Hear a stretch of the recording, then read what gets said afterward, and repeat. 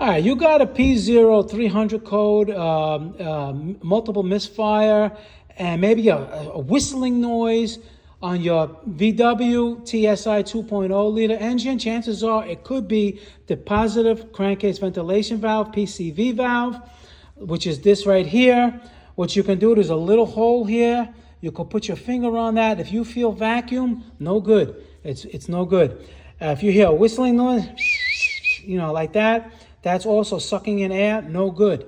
All right? You could replace just this here. I'll show you this. I took it apart already. There's a little diaphragm in here with a spring. Chances are this diaphragm is ripped. You could get just this diaphragm, the spring, and, it's like for $20. But I wouldn't recommend that because, especially if this is old, it has other parts that can go bad as well.